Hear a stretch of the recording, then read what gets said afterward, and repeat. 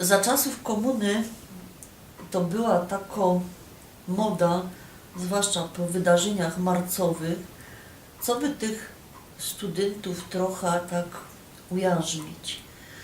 I ja miała, powiem wam, te szczęście, bo ja to dziś postrzegam jako szczęście, że w tych czasach, że studierowała, ale też miała okazję poznać ciężko robota. Dzięki temu poradza się wszystko zrobić. A to nie było tak, że ja w czasach wydarzeń marcowych studierowała i no grubo po nich, ale to tak się za mną ciągło. Pierwszy mój kontakt z ciężką robotą był taki, że się nie dostała na studia, a mój tatulek miał twardo ręka i mi zarostki załatwił robota we hucie, na walcowni blach cienkich, we hucie Batory, na 3 zmiany i mi padło takie motto. Jak zobaczysz, jak ludzie ciężko robią, to się lepiej nauczysz i wtedy dostaniesz się na studia, zdasz ten egzamin. Bo to były egzaminy i to ciężkie. Rzeczywiście tak było i rzeczywiście chciałam studiować, a nie tak ciężko robić. Ale na studiach no też załatwiali rozmaite roboty. Pierwsze to były te nakazane i ta pierwsza przed studiami robota, tak zwane praktyki studenckie, to było zbieranie kartofli. Ci, co są ze wsi, to wiedzą, o czym godą i wiedzą, jak to jest ciężko robota. Ci, co nie, to już mnie słuchajcie. Ja zbierała te kartofle w takim PGR-ze, który się mianuje Szczelce Krajeńskie, to jest wedle Krzyża w Wielkopolsce.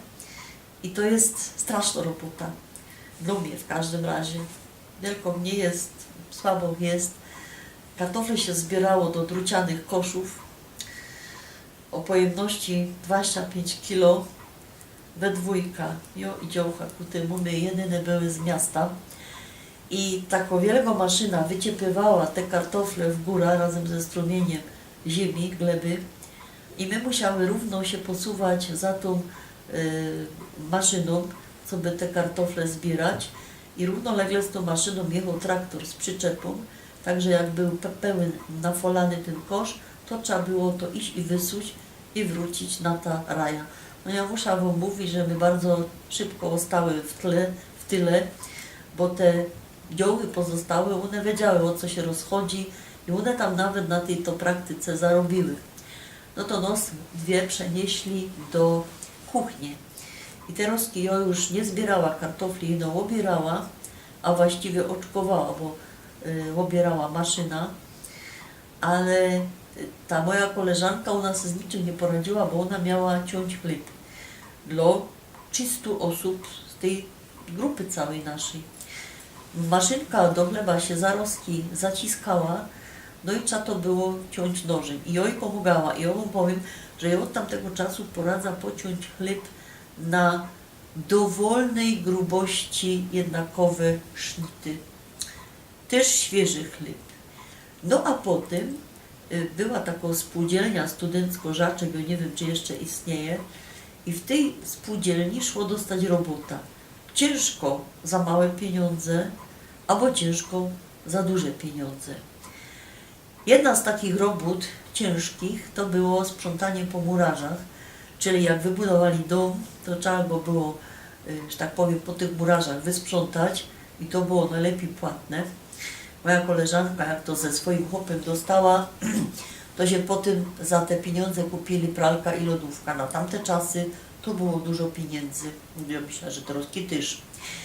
A ja z kolei, że budowała hotel w miejscowości Jeszczychowice koło Deczina w Czechach. Także pozdrawiam bywalców tego hotelu. Od tamtego czasu poradza kłaść płytki, fugi, murować. I cały ten pokój, te moje mieszkanie wymurowane, to one je przeze mnie, bo ja to poradza robić. No, ale też jak już wyszła za mąż, to my z moim chłopem układali tory kolejowe w miejscowości Malchin w byłym DDR-ze. To jest wedle Rostoka. I powiem wam, że to nie jest taka zaś robota, co byście sobie wyobrażali, że my te glajzy, dźwigalni, to są do tego specjalne takie dźwigary, idzie to szafnąć. Także my nawet w tamtym czasie się poradzili jakoś zabawić. I o takie jedne faux pas popełniła, mi się wspomniało, że w Niemcach jest taki obyczaj, że jak się wchodzi do knajpy, to co by się przywitać, to trzeba stuknąć pięścią w stół, reszta ci odstukuje i to jest takie dzień dobry. Jak te nasze synki tam przyjechały i na początku im Niemcy stuknęli pięścią w stół, to oni myśleli, że też zwady szukają i o mały włos się nie pobili, a mnie podpuścili, co by ją tak poszła i im klupła, ją poszła i te Niemcy się zaczęły śmiać, bo się pokazało, że to inopy robią, baby nie. A drugą taką śmieszną rzecz to my mieli w Rostoku. Wedle Rostoku jest taką plaża, była taką plaża FKK, to była plaża nudystów. DDR był wtedy strasznie taki, że tak powiem, otwarty na nowe trendy i my się tam poszli nie tyle, co by się posemlykać, no co by się pooglądać, nie? Młode synki z naszej grupy poszły i przedstawcie się, było takie coś. Idziemy grupą, idzie taki Grzesiek, który strasznie lubił bala kopać i taki drugi Rysiek. No i idziemy przez ta plaża, dziwimy się na boki, nie na tych nagich ludzi. My jakoś się czepały w oczy, no takie baby, co miały takie plaskate cycki, jeszcze w dodatku grały w badmintona, także to dobrze wyglądało. Ale urost ten Grzesiek, padł do Ryśka, go dotypać, tam bala leży, kopnij się, pokopiemy się, bo ta bala tak była choby niczyją.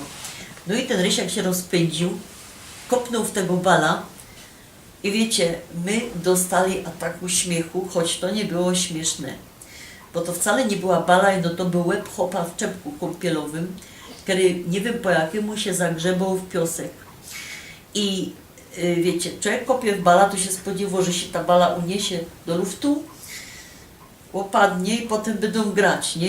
A on go kopnął z całych sił, a to się nie urwało. Owszem, ten chłop się z tego piasku wygrzebał i zaczął przezywać na tych, co go tam kopli, Verfluchte Polen, bo Zaroski wiedział, kto to jest, no i mnie stamtąd spieprzyli, ale myśmy tak śmiali, że dopiero po paru godzinach my sobie zdali sprawę, że my mu mogli złamać sam ta podstawa czaszki, nie mogliśmy go zabić.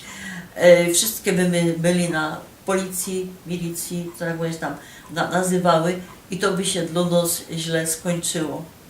Także takie mam wspomnienia z ciężkiej roboty, ale zaproszę Was na drugi odcinek, kiedy grała we filmach.